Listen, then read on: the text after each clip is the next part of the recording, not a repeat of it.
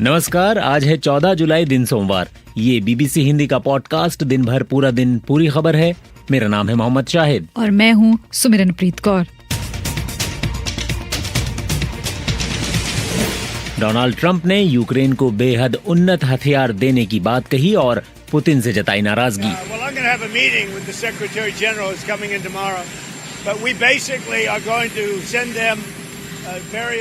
America के हथियार देने से जंग के मैदान पर क्या बदलेगा? क्या पुतिन से ट्रंप की होगी तकरार? करेंगे इसकी चर्चा। फर्स्ट टाइम April 22 मैंने निमिषा को 12 साल बाद देखा था। मैं उसे पिछले साल 23 अप्रैल को मिली थी। इस दिन मैं और दूतावास के अधिकारी उनसे मिलने गए थे। यमन में फांसी की तारीख तय होने के बाद भारतीय नर्स निमिषा प्रिया को बचाने के लिए क्या हो रही हैं कोशिशें? बीबीसी की निमिषा प्रिया की मां से हुई खास बातचीत भी सुनेंगे। लेकिन सबसे पहले अहम खबरें सुनते हैं सुमिरनप्रीत कौर से।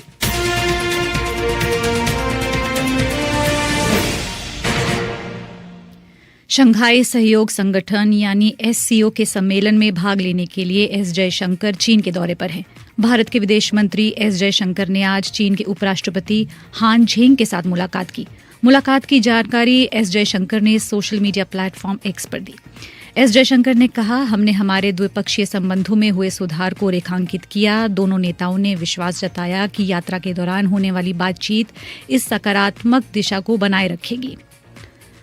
ओडिशा के बालासोर के फकीर मोहन कॉलेज में एक छात्रा की आत्महत्या की कोशिश के मामले में पुलिस ने प्रिंसिपल दिलीप कुमार घोष को गिरफ्तार कर लिया है।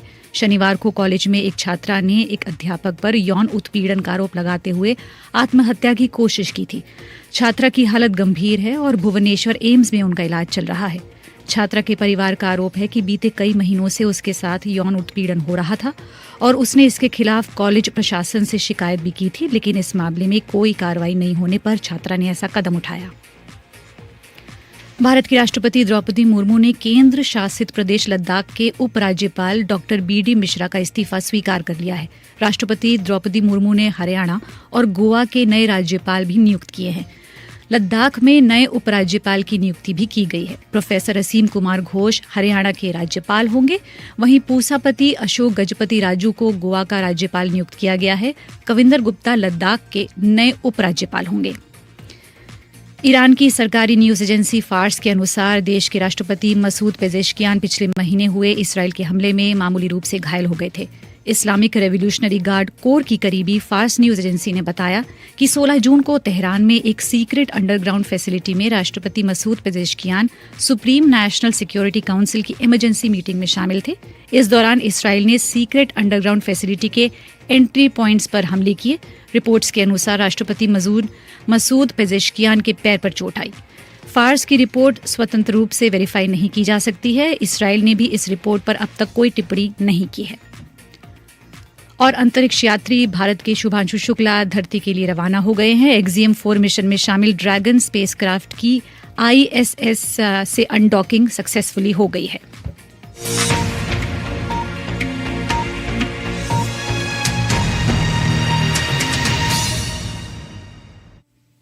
रूस और यूक्रेन के बीच जारी युद्ध में अब एक अहम मोड़ आ सकता है। अमेरिका के राष्ट्रपति डोनाल्ड ट्रंप ने घोषणा की है कि वो यूक्रेन को बेहद उन्नत किस्म के सैन्य हथियार देने जा रहे हैं। इनमें पैट्रियट मिसाइल डिफेंस सिस्टम भी शामिल हैं। जी बिल्कुल। और ट्रंप ने शायद ये घोषणा तब की है जब बीते हफ्ते यूक्रेनी राष्ट्रपति वोलोदिमीर ज़ेलेंस्की ने कहा था कि अमेरिका ने यूक्रेन को सैन्य आपूर्ति पर सैन्य आपूर्ति फिर से बहाल कर दी है।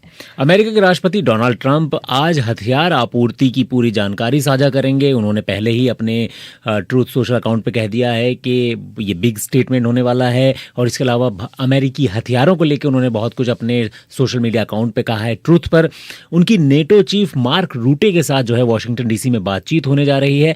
उन्होंने बैठक और हथियारों की आपूर्ति की जानकारी भी खुद ही मीडिया को दी है।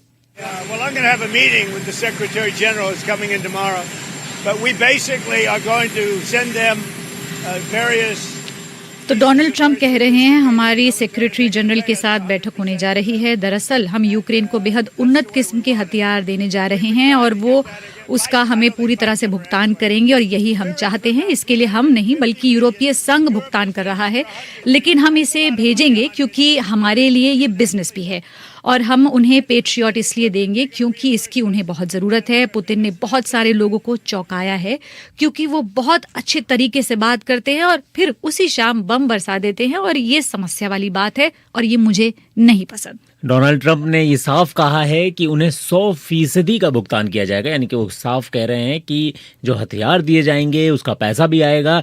लेकिन अभी तक सुमिरन ये साफ नहीं है कि पैसा कौन देगा, यूरोपीय संघ देगा, नेटो देगा या दोनों मिलकर देंगे। जी। यूक्रेन में ट्रंप के इस फैसले का स्वागत हो रहा है। वहीं रूसी राष्ट्रपति कार्यालय के प्रवक्ता दिमित्री पेस्कोव ने डोनाल्ड ट्रंप की सीधी निंदा नहीं की, लेकिन हथियार देने की बात पर वो जरूर बोले। पेस्कोव कह रहे हैं कि इस बारे में काफी बातें हो चुकी हैं, ये कितना महंगा है वगैरह। अब ऐसा लग रहा है कि यूरोपीय देश इन आपूर्तियों के लिए भुगतान करेंगे, कुछ चीज़ों के लिए वे भुगतान करेंगे, कुछ के लिए नहीं। लेकिन सच्चाई ये है कि अमेरिका से यूक्रेन को हथियार, गोला बारूद और सैन्य उपकरणों की आपूर्ति पहले भी जारी थी और अब भी जारी है। रूस का कहना है कि पहले भी हथियार मिलते थे, अब भी मिलते हैं।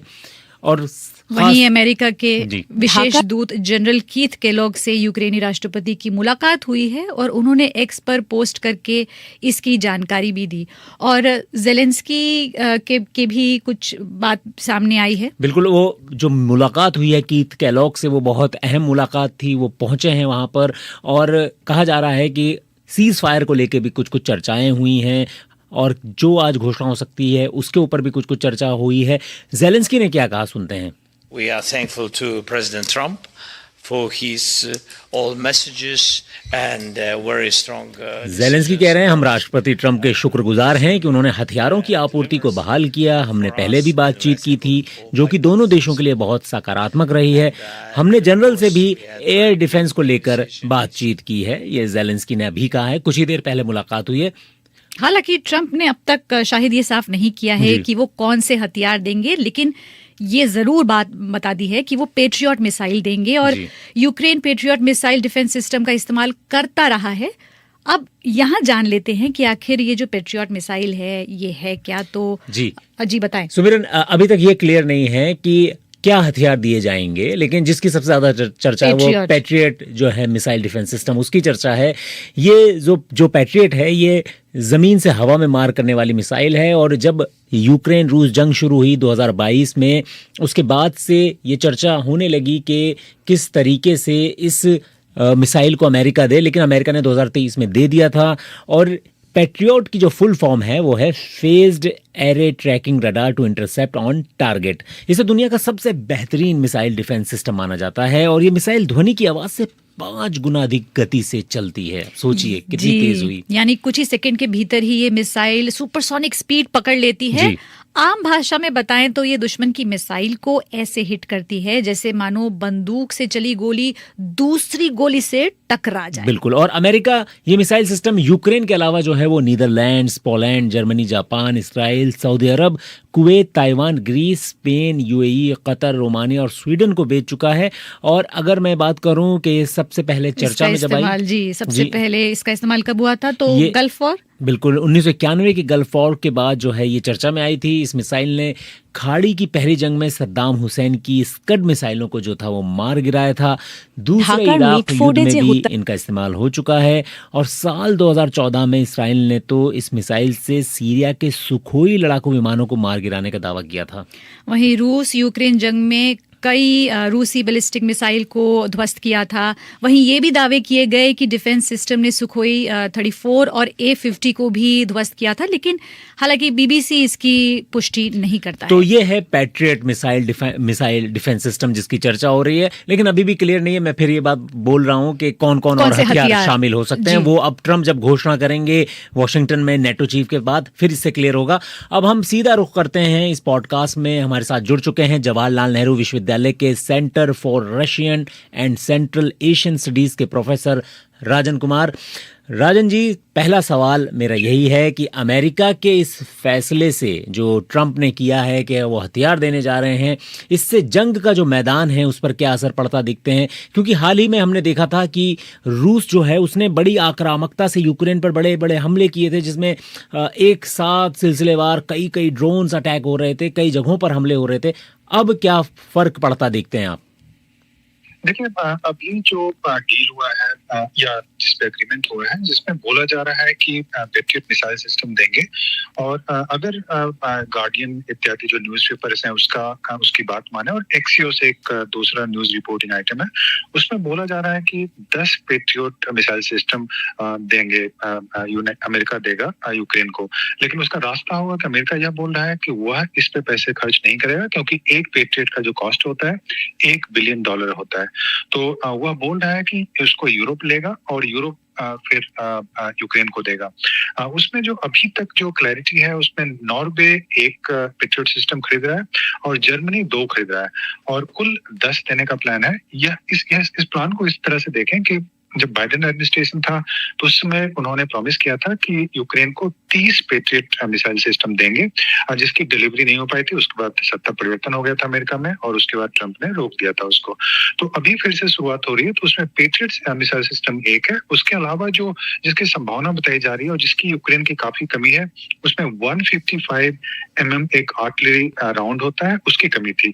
और उसमें 142 एक हेलफायर मिसाइल है, उसको दिया जा सकता है, और कुछ guided missile rocket launch system जो होता है उसको देने की संभावना है।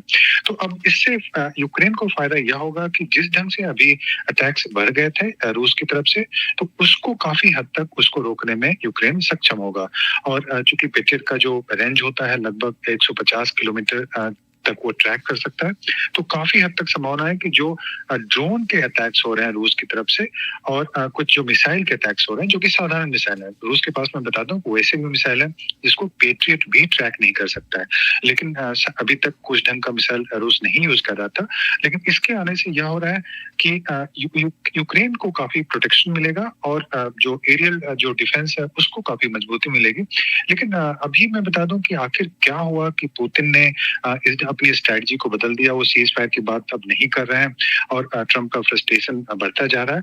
मुझे लगता है कि उसका प्रमुख कारण यह है कि जो अभी उनको जो विश्वास था प्रेसिडेंट पुतिन को ट्रंप को लेके, वह अभी टूट चुका है। अब उनको लगता है कि जिस ढंग से ईरान पे वो बातचीत भी कर रहे थे और बाद में हमला भी कर दिया, तो उससे उनको लगता है कि ट्रंप पे शायद पूरी तरह से भरोसा नहीं किया जा सकता। और दूसरा प्रमुख कारण है कि रूस इस ढंग के हमले क्यों कर रहा है, तो उसका रूस को लगता है कि यूक्रेनियन डिफेंस अभी के समय में काफी कमजोर हो चुका है, और अगर उनका इस ढंग का हमला जारी रहा तो बताया जाता है, कुछ जो एक्सपर्ट्स हैं उनका मानना है कि 3 हफ्ते में यूक्रेन सरेंडर कर देगा।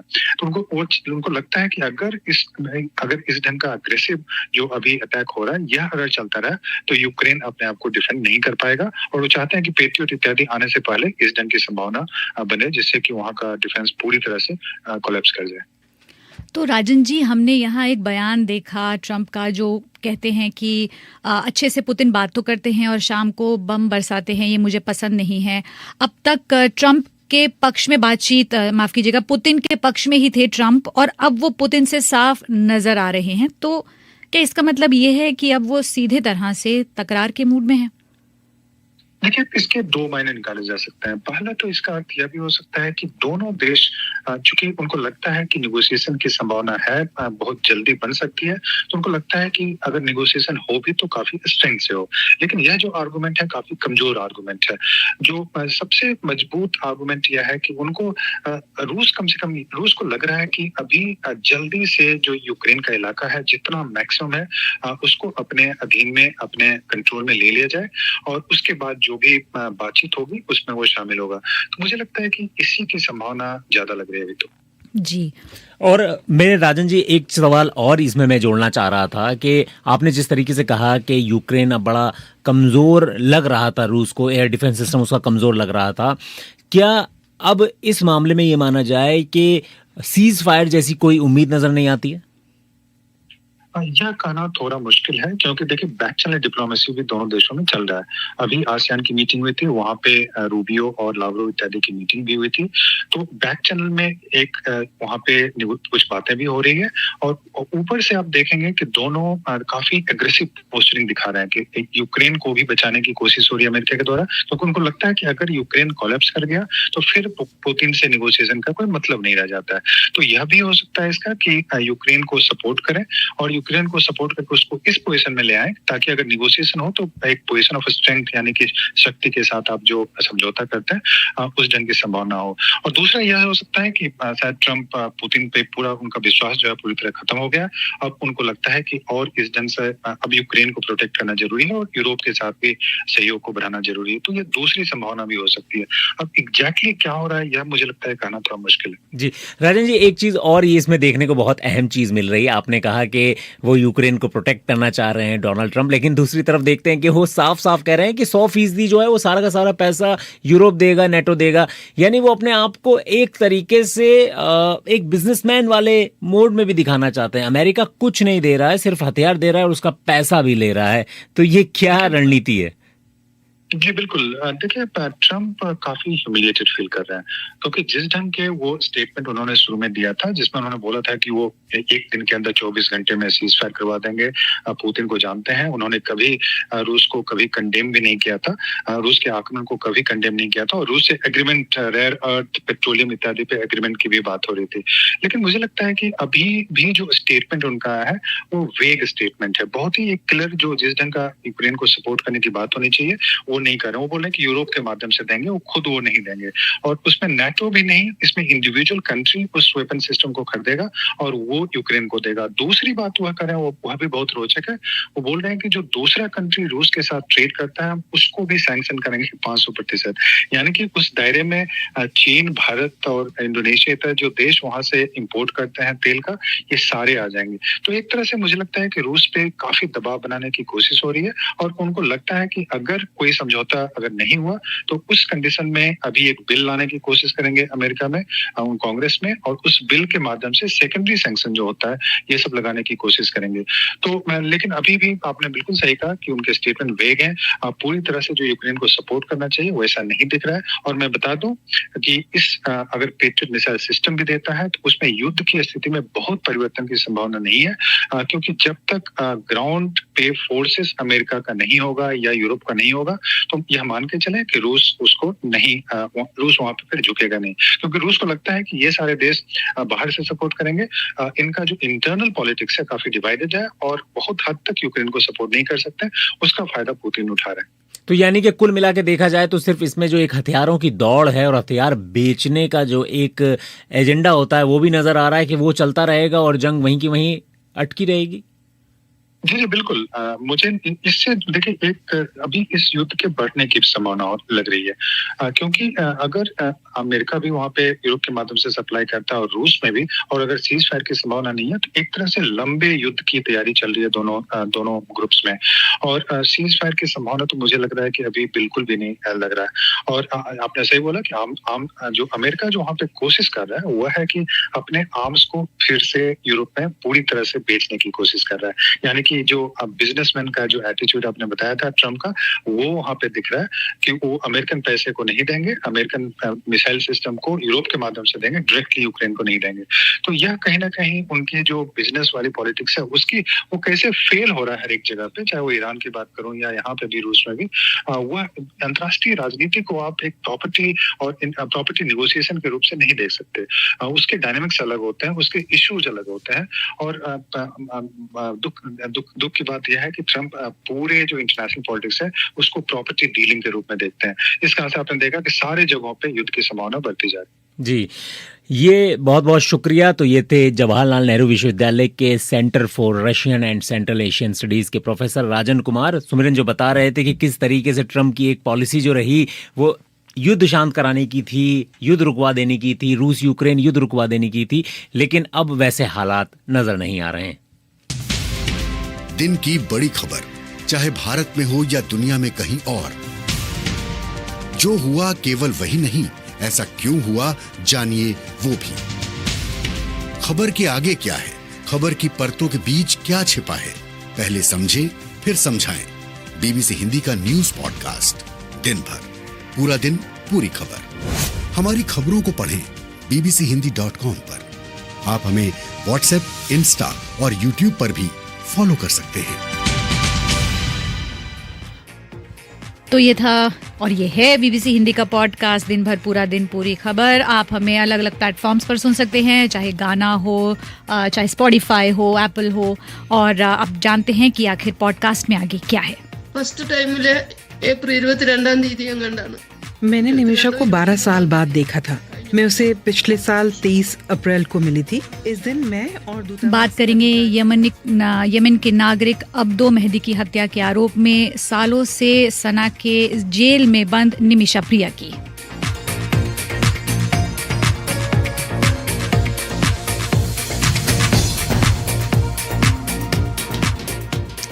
तो अब यहाँ बात करते हैं पॉडकास्ट के दूसरे पड़ाव में केरल की नर्स निमिषा प्रिया की। और निमिषा प्रिया हाल में फिर से चर्चा में हैं और इस वक्त चर्चा इस बात को लेकर है सुमिरन के उनकी मौत की सजा यानी फांसी की सजा की तारीख तय हो चुकी है, जो 16 जुलाई है, 2 दिन बाद है।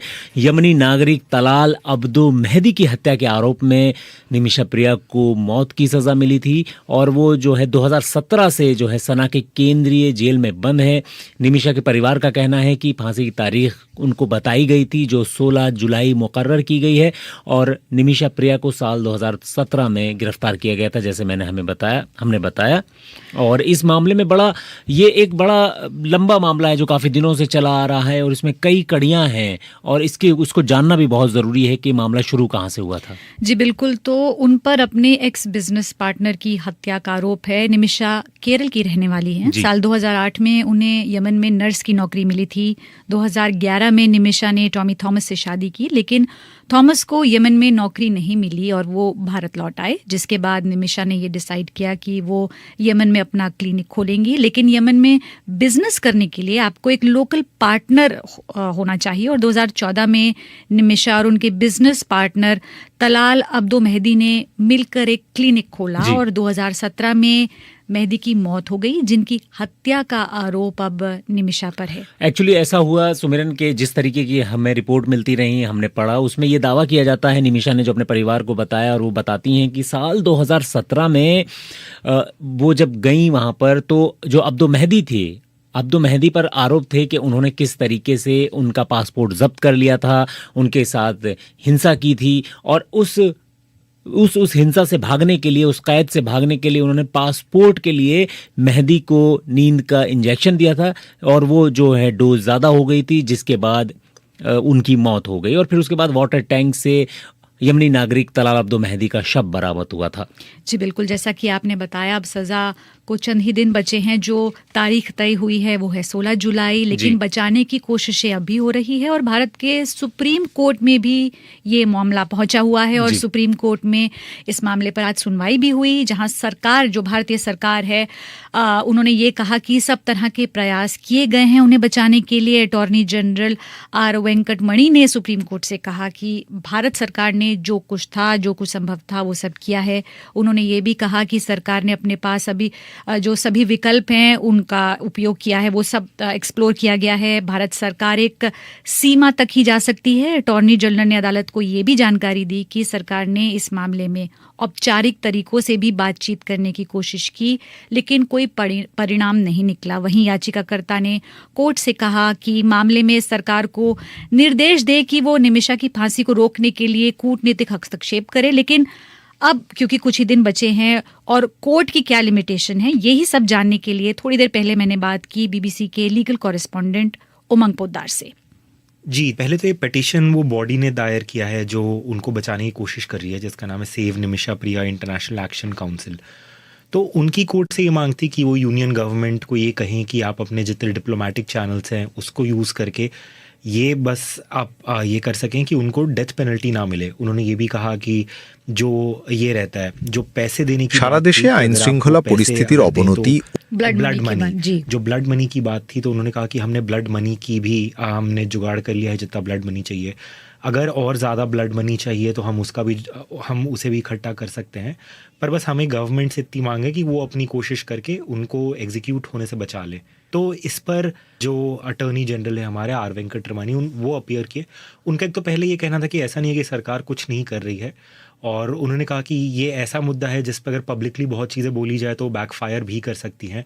पर उन्होंने कुछ एक तो हिंट्स दिए। उन्होंने कहा कि हमने वो पब्लिक प्रोसिक्यूटर को भी वहाँ पे एक निवेदन किया है कि आप इनको एग्जीक्यूट ना करें। उसके अलावा उन्होंने कहा कि हम प्राइवेटली भी बात करने की कोशिश कर रहे हैं, जैसे वहाँ के जो कुछ इन्फ्लुएंशियल लोग हैं उनके थ्रू हम बात करने की कोशिश कर रहे हैं। पर उन्होंने तो ये भी कहा कि यमन की जो अभी इंटरनल स्थिति है वो भी बहुत अच्छी नहीं। तो उन्होंने ये भी कहा कि इनको जहाँ पे रखा गया है वो भी अभी हूथीज़ के ही कंट्रोल में है वो एरिया भी। तो इसलिए उन्होंने कहा कि ये डिप्लोमेटिकली भी बहुत पेचीदा है। पर उन्होंने आखिरी में ये कहा कि हम जितनी कोशिश कर सकते हैं अपने तरफ से कर रहे हैं। तो कोर्ट ने भी ये कहा कि हाँ, इस पे अभी क्या किया जा सकता है, ये इसकी अब फाइनल सुनवाई करने के लिए वो फ्राइडे को उन्होंने इसकी सुनवाई रखी है। क्योंकि इसमें जो हियरिंग देख के लग रहा था कि कोर्ट के सामने भी लिमिटेड ऑप्शंस हैं कि वो भी अगर गवर्नमेंट कह रही है वो सब कुछ कर रही है तो उसके बियॉन्ड और कोर्ट भी क्या कह सकता है उन्हें करने के लिए। और ये तो सुप्रीम कोर्ट की बात हो गई, पर इसके साथ और भी जगहों से लोग कोशिशें कर रहे हैं कि अगर इनकी एग्जीक्यूशन को रोका जा सके या कुछ नहीं तो डिले किया जा सके। अभी केरला के चीफ मिनिस्टर ने भी प्राइम मिनिस्टर को एक चिट्ठी लिखी है। तो उन्होंने कहा है कि क्योंकि ये इतना बड़ा मामला अब हो गया है तो आप इसमें खुद पर्सनली इन्वॉल्व होके वहाँ की जो भी अथॉरिटी से बात करना है ये करके उनकी जान आप बचा सकें। तो इसीलिए अब कोशिशें की जा रही है। अब देखते हैं कि सुप्रीम कोर्ट की सुनवाई के पहले कोई और डेवलपमेंट होता है इस पे। तो बीबीसी के लीगल कॉरेस्पॉन्डेंट उमंग पोद्दार बता रहे थे कि इस तरह के ऑप्शंस मौजूद हैं। और हमने ये देखा है कि जहां एक तरफ सुनवाई की तारीख तो शुक्रवार की है, लेकिन सजा की तारीख बुधवार की है, 16 जुलाई।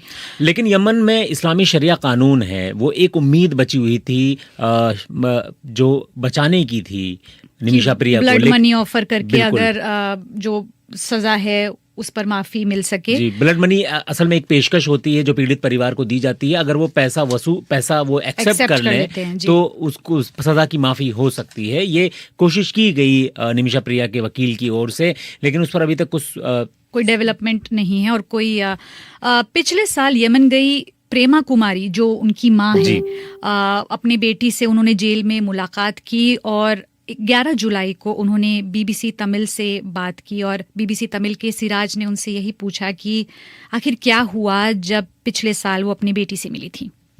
फर्स्ट टाइम April 22 मैंने निमिषा को 12 साल बाद देखा था।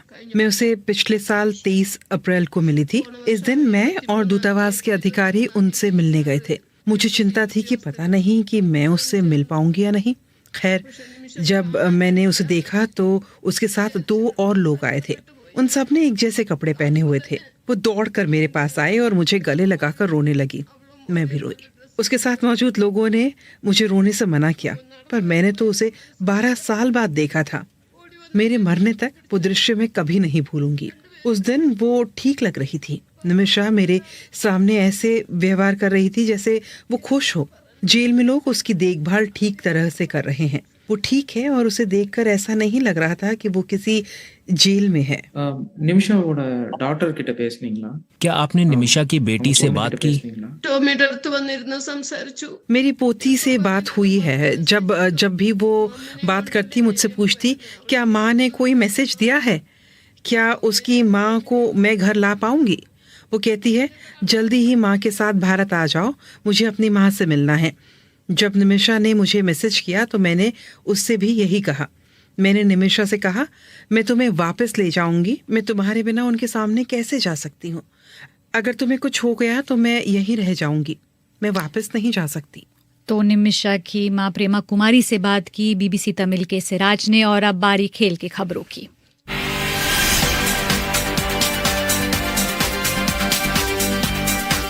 और खेल की खबरों के लिए हमारे साथ स्टूडियो में मौजूद हैं बीबीसी संवाददाता प्रभात पांडे।